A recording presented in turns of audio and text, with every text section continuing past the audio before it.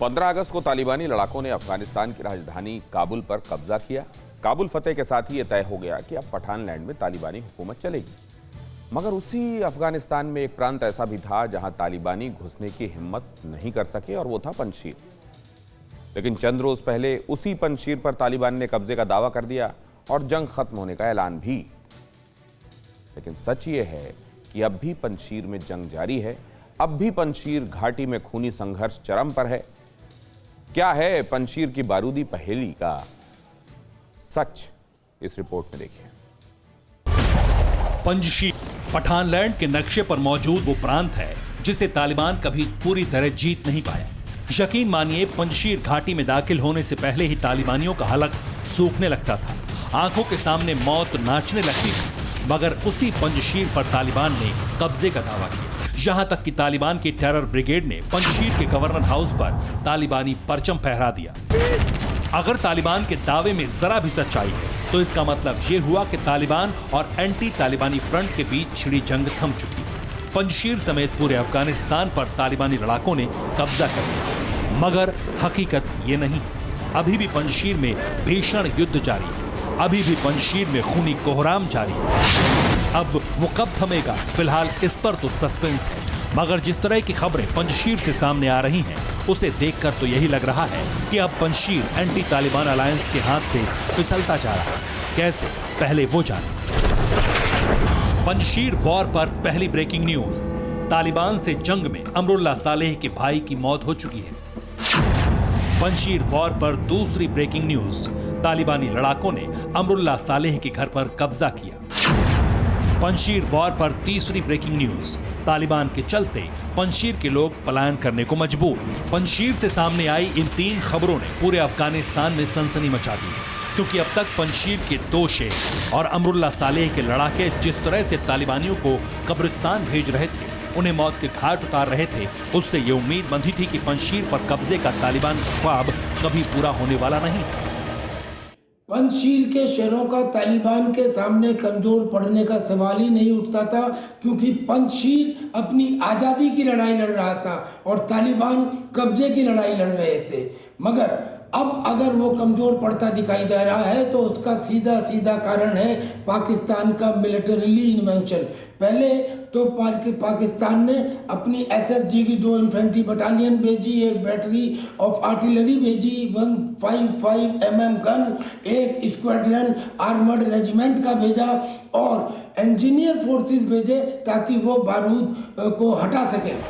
मगर बीते 24 घंटों में तालिबान ने पंजशीर का सारा समीकरण ही बदल दिया, क्योंकि तालिबान पंजशीर में अहमद मसूद और सालेह के लड़ाकों को मार रहा है। पाकिस्तान की मदद से विद्रोहियों के अड्डों पर बम बरसा रहा है। लेकिन इस बार तालिबान ने अमरुल्लाह सालेह के बड़े भाई रोहुल्लाह सालेह को मार दिया। हालांकि अब तक रोहुल्लाह सालेह की मौत की आधिकारिक पुष्टि नहीं हुई है, मगर तालिबान ने दावा किया है कि रोहुल्लाह सालेह की मौत हो चुकी है।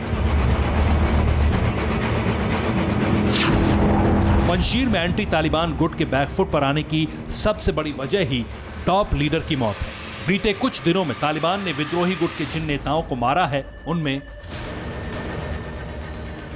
रोहुल्लाह सालेह, पूर्व राष्ट्रपति अमरुल्लाह सालेह के भाई, फहीम दश्ती, प्रवक्ता national resistance force, Abdul Wadood, NRF chief Ahmad Masood के रिश्तेदार। लगातार बड़े लीडर्स की मौत की खबरें सामने आने के साथ ही पंजशीर के लड़ाकों का हौसला टूटता जा रहा है, जिसका नतीजा यह हुआ है कि अब पंजशीर के लोग और विद्रोही गुट के लड़ाके पंजशीर घाटी से पलायन करने लगे हैं ताकि तालिबान के प्रकोप से बच सके। यह तस्वीर पंजशीर घाटी से ही सामने आई है, जहां सड़क पर गाड़ियों की लंबी कतार दिखाई दे रही है।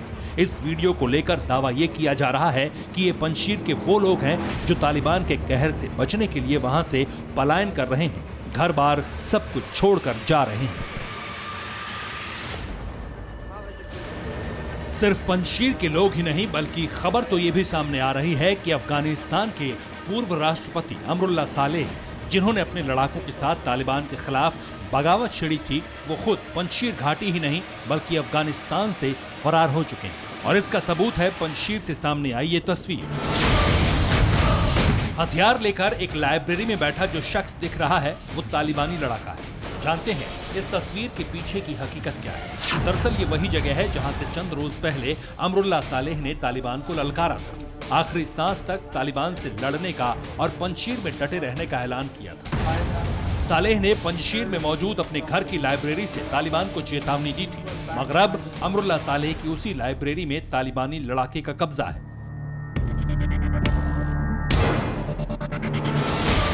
अब सवाल है कि पंजशीर में तालिबान का दबदबा कैसे बढ़ा, कैसे पंजशीर में अचानक तालिबान ताकतवर हुए, नॉर्दर्न अलायंस और सालेह को पीछे क्यों हटना पड़ा। तो आपको बता दें, इन तीनों सवालों का जवाब है पाकिस्तान के पाले पोसे आतंकियों और बाजवा के वर्दी वाले कायरों की वजह से ही पंजशीर का अभेद्य किला ध्वस्त हुआ। पंजशीर में तालिबान की जीत की पूरी पटकथा पाकिस्तान में लिखी गई, मगर ऐसा नहीं है कि इसकी कीमत पाकिस्तान को नहीं चुकानी पड़ी। रेडियो हिमालय के सूत्रों ने दावा किया है कि पंजशीर घाटी में पाकिस्तान को करारा झटका लगा है, उसके दर्जनों सैनिकों की मौत हुई है, कई घायल हुए हैं।